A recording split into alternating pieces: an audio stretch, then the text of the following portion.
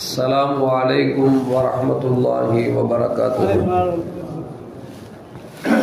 अल्हम्दुलिल्लाहि रब्बिल आलमीन वस्सलातु वस्सलामु अला अशरफिल मुरसलीन व अला आलिहि व अस्हाबिहि व अज़वाजिहि व दुर्रियतिहि व अहल बैतिहि अजमाइन। சங்கைக்கும் மென்மைக்கும் உரிய பெரியோர்களே, சகோதரர்களே, எல்லாம் வல்ல அல்லாஹு ஜல்ல ஜலாலும் நாம் செய்யக்கூடிய எல்லா நற்காரியங்களையும் முகஸ்துதி இன்றி இஹ்லாஸான முறையில் இறைவனுக்காக மட்டுமே செய்யப்பட்ட நல்வணக்கங்களில் நம் வணக்கங்களை அல்லாஹ் அங்கீகரித்துக் கொள்வானாக.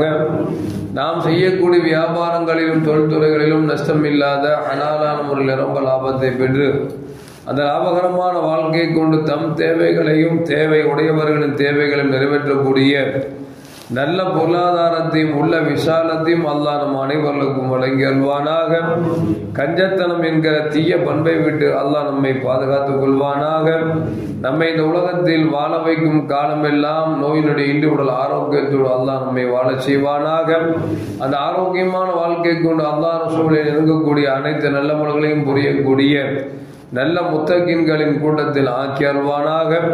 உலகெங்கிலும் வாழக்கூடிய எல்லா முஸ்லிம்களுடைய உயிர்களுக்கும் உடமைகளுக்கும் அல்லாஹ் பாதுகாப்பு வழங்கிடுவானாக. குறிப்பாக பலஸ்தீனத்தில் காசாவில் வாழக்கூடிய மக்களுக்கு அல்லாஹ் முழுமையான முறையில் பாதுகாத்துக் கொள்வானாக. இழந்த பூமி அவர்களுக்கு அல்லாஹ் மீண்டும் சோதர பூமி ஆக்கி தந்தருவானாக. யூத நசாராக்களை அல்லாஹ் அங்கிருந்து வெளியேற்ற செய்வானாக. அவருடைய படை வளங்களை அல்லாஹ் பலகீனமாக்கி தருவானாக. அவர்களுக்கு யாரெல்லாம் ஒத்தாசையாக இருக்கிறார்கள் அவரை எல்லாம் பாதகமாக்கி தருவானாக. இயற்கை சீற்றங்களை கொண்டும் அல்லாஹ்வின் வேதனைகளை கொண்டும் அல்லாஹ் அவன் அழித்தொழிப்பானாக. நாம் அல்லாஹு ஜல்ல ஜலாலு திடீர் மரணங்களை விட்டும் தீய மரணங்களை விட்டும் நம்மையும் நம் குடும்பத்தையும் நம் சமூகத்தையும் முழுமையான முறையில் பாதுகாத்துக் கொள்வானாக. நாம் மரணிக்கிற பொழுது லா இலாஹ இல்லல்லாஹ் முஹம்மது ரசூலுல்லாஹ் என்ற கலிமாவை மொழிந்து ஜன்னத்துல் ஃபிர்தௌஸை கண்ணால் கண்டு அகமகிழ்ந்து சிரித்த வண்ணமா மரணிக்கக்கூடிய நல்வாக்கியம் பெற்ற மக்களில் அல்லாஹ் நம்மை ஆக்கி அருள்வானாக. மரணித்தும் மரணிக்காத இறைநேசர்கள் கூட்டத்தில் நம்மை ஆக்கி அருள்வானாக. நாளை மறுமையிலே முத்து முஹம்மது ரசூலுல்லாஹி ஸல்லல்லாஹு அலைஹி வஸல்லம் அவர்களின் திருக்கரங்களால் ஹவுதுல் கௌசர் என்கிற தடாகத்தின் நீர் வருகி அன்னாரின் ஷஃபாஅத்தை பெற்று அன்னாரின் கரம் பிடித்து ஜன்னத்துல் ஃபிர்தௌஸ் என்ற உயர்ந்த சொர்க்கத்தில் அவர்கள் பணியாளர்களாக அல்லாஹ் நம்மை அங்கீகரித்துக் கொள்வானாக. எல்லாவற்றுக்கும் மேலாக இறை அன்பை பெற்று இறைவனை பார்த்து பரவசம் அடையக்கூடிய அவருடைய லிகாவையும் ரிலாவையும் பெற்ற மக்களாக அல்லாஹ் நம்மை ஆக்கி அருள்வானாக. அருமையான மூமின்களே, கண்மணி முஹம்மது ரசூலுல்லாஹி ஸல்லல்லாஹு அலைஹி வஸல்லம் நகைச்சுவையை விரும்பக்கூடியவர்களாகவும் அதே நேரத்தில் பிறர்களுக்கு நகைச்சுவை செய்து சிரிக்க வைக்கக்கூடியவர்களாகவும் இருந்தார்கள் என்பது வரலாறு நமக்கு சொல்லி காட்டுகிறது. ஒரு கட்டத்தில் நபிகள் நாயகம் ஸல்லல்லாஹு அலைஹி வஸல்லம் அவர்களுக்கும் தோழர்களுக்கும் விருந்தோம்பல் செய்யப்பட்டது. கண்மணி முஹம்மது ரசூலுல்லாஹி ஸல்லல்லாஹு அலைஹி வஸல்லம் அவர்கள் பக்கத்தில் அவருடைய மருமக பிள்ளை சையதுனா அலியும் கர்ரமல்லாஹு வஜ்ஹா அமர்ந்திருந்தார்கள். பெருமானார் ஸல்லல்லாஹு அலைஹி வஸல்லம் அவர்களுக்கும் தோழர்களுக்கும் பேரித்தம்பழம் வழங்கப்பட்டது. பேரித்தம்பழம் வழங்கப்பட்டது பேரித்தம்பழத்தை சையதுனா அலியுல் கர்ரமல்லாஹு வஜ்ஹா அவர்களும் சாப்பிடுகிறார்கள். பெருமானார் ஸல்லல்லாஹு அலைஹி வஸல்லம் சாப்பிடுகிறார்கள். பலரும் சாப்பிட்டுக் கொண்டிருக்கிறார்கள். சையதுனா அலியுல் கர்ரமல்லாஹு வஜ்ஹா தங்கள் சாப்பிட்ட பேரித்தம்பழத்தின் கொட்டையெல்லாம் விதையெல்லாம் பெருமானார் ஸல்லல்லாஹு அலைஹி வஸல்லம் அவர்கள் வைத்திருக்கிற அந்த விதைக்கு முன்னால் சேர்த்து வைத்துவிட்டு எல்லோரும் உண்ட பிறகு சொன்னார்கள், யா ரசூலல்லாஹ், என்ன இவ்வளவு பேரித்தம்பழம் சாப்பிட்டு இருக்கிறீர்களே என்று சொல்லி சையதுனா அலியுல் கர்ரமல்லாஹு வஜ்ஹா தான் சாப்பிட்ட பேரித்தம்பழ கொட்டையையும் பெருமானார் ஸல்லல்லாஹு அலைஹி வஸல்லம் சாப்பிட்டு வைத்த கொட்டையோடு சேர்த்து விட்டு இவ்வளவு பழமா சாப்பிடுவாங்க அப்படின்னு சிரித்து கொண்டே கேட்டார்கள். பெருமானார் ஸல்லல்லாஹு சொன்னாங்க, நானாவது கொட்டையும் மிச்சம் வச்சுட்டு சாப்பிட்டு இருக்கேன்னு நீங்க கொட்டையும் சேர்த்து முழுங்கிட்டீங்களே அப்படின்னு சொல்லி ஸல்லல்லாஹு சொன்னார்கள். இது சபையெல்லாம் சிரித்தார் என்பது வரலாறு நமக்கு சொல்லி காட்டுகிறது. அது மட்டுமல்ல, பெருமானார் ஸல்லல்லாஹு அலைஹி வஸல்லம் தோழர் வந்தார். யார சொல்லலாம், என் வீடு கொஞ்சம் தூரமா இருக்கு, எனக்கு ஒரு ஒட்டகை தாங்கலை அப்படின்னாங்க. வீட்டுக்கு போகணும், ஒட்டகை தாங்கலை. நம்ம கேட்போம்ல, எப்ப நம்ம இந்த கோயம்புத்தூர் வரைக்கும் போயிடுறேன், பைக்கு தாங்கன்னு கேட்போம்ல. அந்த மாதிரி ஸல்லல்லாஹு அலைஹி வஸல்லம் வந்து ஒரு சஹாபி கேட்கிறாங்க, யார சொல்ல வீடு தூரமா இருக்குது, ஒட்டகை கொடுத்தனா வீட்டுக்கு போயிட்டு நான் வந்துடுவேன் அப்படின்னு உடனே ஸல்லல்லாஹு சொன்னாங்க, என் ஒட்டகெல்லாம் இல்லை, ஒட்டகை குட்டி தான் இருக்கு அப்படின்ட்டாங்க. ஒட்டகை குட்டி தான் இருக்குன்ட்டாங்க. அவருக்கு ஒரு முகமெல்லாம் ஒரு மாதிரியா போச்சு. ஒட்டகம் கேட்டு ரசூலுல்லாஹி ஸல்லல்லாஹு அலைஹி வஸல்லம் ஒட்டகம் குட்டி தானே இருக்கிறாங்க அப்படின்னு சொல்லி அவர் திரும்புகிறார். பெருமானார் மீண்டும் சொன்னாங்க, எல்லா ஒட்டகமும் அது தாய்க்கு அது குட்டி தானே, அதனால்தான் நான் ஒட்டக குட்டி இருக்குன்னு சொன்னேன் தவிர ஒட்டகம் இல்லைன்னு சொல்லலையே அப்படின்னு சொல்லி ஸல்லல்லாஹு ஒட்டகத்தை கொடுத்தார்கள். அதற்கு பிறகு அவர் வாகனத்தை சென்றார் அப்படின்னு வரலாறு நமக்கு சொல்லி காட்டுது. இப்ப கூட நான் சொல்லல, நானும் குழந்தை புள்ளதாங்க அப்படின்னா, உடைய பார்த்த குழந்தை புள்ளையா இருக்கு, இல்ல என்னதான் இருந்தா எங்க அம்மாவுக்கு நான் புள்ளதானே அப்படிம்போம்ல. அந்த மாதிரி ஸல்லல்லாஹு செஞ்சாங்க. ஒட்டகை இல்லை அப்படின்னா ஒட்டக குட்டி இருக்கு அப்படிங்கிறாங்க. அப்படின்னா அர்த்தம், அந்த எந்த ஒட்டகமா இருந்தாலும் அதற்கு ஒரு தாய் இருந்தால் அதற்கு அது குட்டி தானே என்று பெருமானார் ஸல்லல்லாஹு சிரிக்க வைத்தார் என்று வரலாறு நமக்கு சொல்லி காட்டுகிறது. அது மட்டுமல்ல, ஒரு வயசான கிழவி ஸல்லல்லாஹு வந்தாங்க, யார சொல்லலாம், நான் சொர்க்கம் போவேனா அப்படின்னு கேட்டாங்க. ஏன்னா நபி ஸல்லல்லாஹு அவர்கள் சொர்க்கம் போவாங்க அப்படின்னு சொன்னா சொர்க்கம் தான், போக மாட்டேன்னு சொன்னா அவர்கள் சொர்க்கம் போக மாட்டாங்க தான். நபியின் வாயில் எது உதிர்க்கப்படுகிறதோ அதுதான் வாழ்க்கையில நடக்க போகுதுங்கிறதுனால நம்ம வந்து கேட்டாங்க, யார சொல்லலாம், வயசான கிழவி நான் சொர்க்கத்துக்கு போவேனா அப்படின்னு.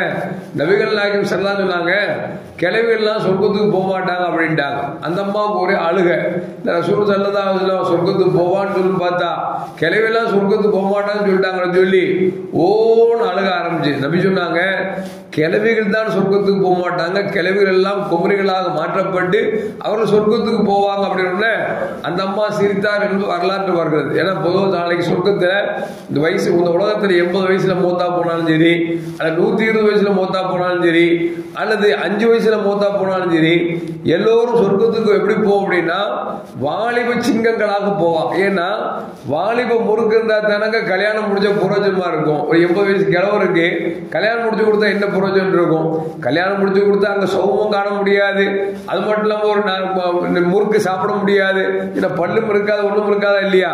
இப்போ சொர்க்கத்துல எல்லா அல்லாஹ் வகை வகையா வச்சிருப்போம். அந்த நேரத்தில் நம்ம அனுபவிக்கிறோம் அப்படின்னா நம்ம வயசு பிள்ளையா போனா தான் அங்க அனுபவிக்க முடியினால, அது ஆண்களாக இருந்தாலும் பெண்களாக இருந்தாலும் அவர்கள் உலகத்தில் வாழ்ந்து மறைகிற பொழுது, அவர்கள் சிறு வயதில் மரணித்தாலும் சரி அல்லது வயோதிகமாக மரணித்தாலும் சரி, சொர்க்கத்திற்கு போகின்ற பொழுது இளம் சிங்கங்களாக அவர்கள் சொர்க்கத்துக்கு செல்வார்கள் அப்படிங்கிற ரசூலை சொல்றாங்க. கிழவியெல்லாம் சொர்க்கம் போக மாட்டாங்கம்மா, கிழவிகள் எல்லாம் உருமாற்றப்பட்டு அவர் வயசு பிள்ளைங்களா சொர்க்கத்துக்கு போவாங்க அப்படின்னு அந்த அம்மா சிரிச்சாங்கன்னு வரலாற்றில் வருகிறது. எதற்கு சொல்ல வரும் சொன்னா, நபிகள் நாயகம் ஸல்லல்லாஹு அவர்கள் யாரை பார்த்தாலும் தமா செய்வாங்க. ஆனா நீ தமாசெல்லாம் எப்படி ஆகி போச்சுன்னா மனசு புண்படுற அளவுக்கு தமாஸ் ஆகி போச்சு. ஒரு ஆள்கிட்ட தமாஸ் பண்ணோம் அப்படின்னா அவருக்கு பிடிக்கலன்னு வச்சுங்களேன், அதை விட்டுறணும். ஆனா இன்னைக்கு எப்படி ஆகி போச்சுன்னா தமாஸ் பண்றங்கிற பேரிலேயே கொலை விழுகிற அளவிற்கு எல்லாம் இன்றைக்கு சூழ்நிலைக்கு தள்ளப்பட்டு இருக்கிறோம்.